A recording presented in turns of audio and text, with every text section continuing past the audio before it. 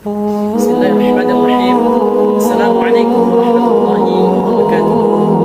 Innal hamdalillahi nahmaduhu wa nasta'inuhu wa nastaghfiruh. Wa na'udzu billahi min shururi anfusina wa min sayyiati a'malina. May yahdihillahu fala mudilla lahu wa may yudlil fala hadiya lahu. Asyhadu an la ilaha illallah wahdahu la syarika lahu wa asyhadu anna Muhammadan abduhu wa rasuluh. Shalawatu rabbi wa salamuhu alaihi wa ala alihi wa sahbihi wa man ihtada hadihi wa salla bi sunnatihi ila yaumiddin wa sallama nu'imman munira wa sallim tasliman katsira. Segala puji hanya kepada Allah Tabaraka wa Ta'ala yang telah memberikan kita begitu banyak nikmat. Di antara nikmatnya yaitu nikmat iman, nikmat Islam, nikmat kesempatan dan kesehatan sehingga kita bisa merasakan nikmat-nikmat yang telah Allah berikan kepada kita. Dan Allah Tabaraka wa Ta'ala berfirman dalam ayat yang mulia, wa in ta'uddu ni'matallahi la tuhsuha. Dan apabila kamu menghitung nikmatnya Allah Tabaraka wa Ta'ala, maka kamu tidak akan mampu untuk menghitungnya. Dan tak lupa pula kita berselawat kepada junjungan alam semesta, yakni Nabi Allah yang mulia, Nabi kita yang mulia sallallahu alaihi wa ala alihi wasallam, dan para keluarganya dan para sahabat-sahabatnya yang setia dan para pengikutnya yang setia, yang selalu menjalankan perintahnya dan selalu menjalankan sunnah dari Nabi Allah yang mulia Tabaraka wa Ta'ala. Ikhwanul kaum muslimin wa akhwati kaum muslimat rahimani wa rahimakumullah jami'ah. Kali ini kita mencoba mengkaji tentang menjaga waktu seperti yang diajarkan oleh Rasulullah sallallahu alaihi wasallam. Ikhwanul kaum muslimin wa akhwati kaum muslimat rahimani wa rahimakumullah jami'ah. Setiap detik dan menit waktu yang telah diberikan oleh Allah Tabaraka wa Ta'ala merupakan kesempatan bagi kita untuk mengubahnya menjadi momen mengharapkan ridhonya Allah dan mengharapkan rahmatnya Allah Tabaraka wa Ta'ala.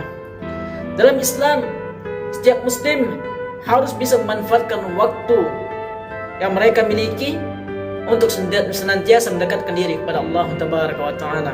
Hal ini berarti kita dituntut untuk senantiasa manfaatkan waktu dengan melakukan hal-hal yang positif. Ikhwanul kaum muslimin wa akhwati kaum muslimat rahimani wa rahimakumullah jami'ah. Waktu adalah salah satu nikmat yang sering diabaikan oleh manusia. Padahal Islam sangat menekankan pentingnya memanfaatkan waktu dengan sebaik-baik mungkin. Dalam sebuah hadis, Rasulullah sallallahu alaihi wa ala alihi wasallam bersabda, ni'matani ma'bun fihima katsirun minan nas, sahat wal furaq. Dua nikmat yang sering dilalaikan oleh manusia. Yang pertama adalah nikmat kesehatan, dan yang kedua adalah nikmat waktu yang luang. Akhwanul kaum muslimin wa akhwati kaum muslimat rahimani wa rahimakumullah jami'an. Hadis ini mengingatkan kita untuk tidak menyia-nyiakan waktu yang Allah berikan kepada kita, karena waktu adalah aset berharga yang tak bisa digantikan. Bahkan Rasulullah sallallahu alaihi wasallam memberikan nasihat kepada para sahabat dalam 5 perkara. Dalam riwayat Al-Hakim, Rasulullah sallallahu alaihi wasallam mengatakan, manfaatkanlah 5 perkara sebelum datang 5 perkara. Yang pertama, masa mudamu sebelum masa tuamu. Yang kedua, masa kayamu sebelum datang masa miskinmu. Yang ketiga, masa luangmu sebelum datang masa sempitmu. Yang keempat, masa sehatmu sebelum datang masa sakitmu. Yang kelima, masa hidupmu sebelum datang masa matimu. Bahkan Allah Tabaraka wa Ta'ala menegaskan di dalam Al-Quran, di dalam surahnya yang mulia, dalam ayat yang mulia ini, surah yang sering kita hafal dan sering kita dengar, Allah Tabaraka wa Ta'ala berfirman, wal 'asr innal insana lafi khusr illa alladhina amanu wa 'amilus salihati wa tawasaw bil haqq wa tawasaw bis sabr. Yang artinya, demi masa, sesungguhnya manusia benar-benar di dalam kerugian, kecuali orang-orang yang beriman, beramal soleh, saling menasihati dalam kebenaran dan saling menasihati dalam kesabaran. Allah Tabaraka wa Ta'ala bersumpah dengan makhluk yang mulia ini, yakni masa ataupun waktu. Dan dari sinilah, ayat inilah yang menunjukkan bahwa waktu adalah bagian yang terpenting untuk menentukan keberhasilan seseorang atau menentukan kerugian seseorang baik di dunia maupun di akhirat. Bahkan Nabi sallallahu alaihi wasallam bersabda dalam riwayat Sunan At-Tirmidzi, Nabi Muhammad sallallahu alaihi wasallam mengatakan, di antara kebaikan Islam seseorang adalah meninggalkan hal yang tidak bermanfaat. Al-Imam Syafi'i rahimahullahu ta'ala pernah berkata, aku pernah bersama dengan orang-orang sufi, dan tidaklah aku temui dua perkara yang sangat baik, suatu ilmu yang sangat baik.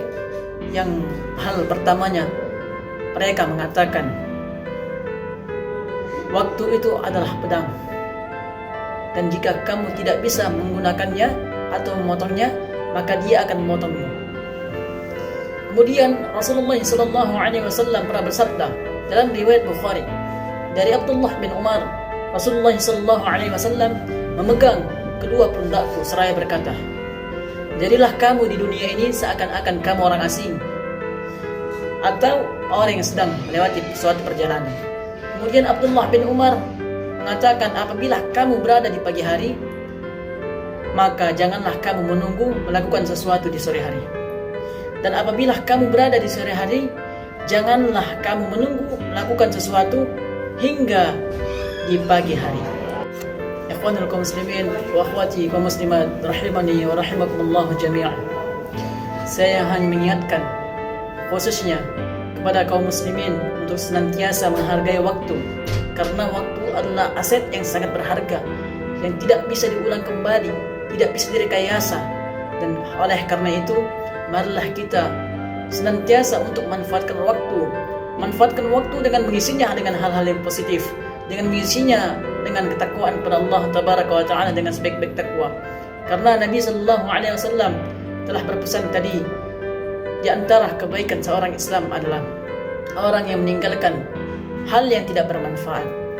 Kemudian Rasulullah sallallahu alaihi wasallam memberikan kita nasihat dengan 5 perkara.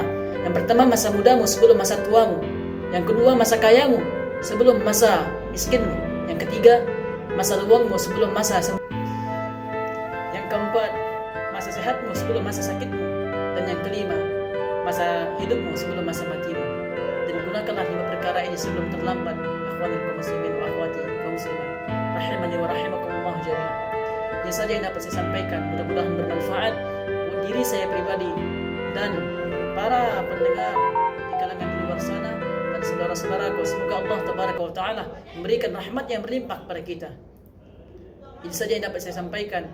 Kepada Allah saya mohon ampun, dan kepada sama manusia saya mohon maaf. Wabillahi taufiq wal hidayah. Assalamualaikum warahmatullahi wabarakatuh.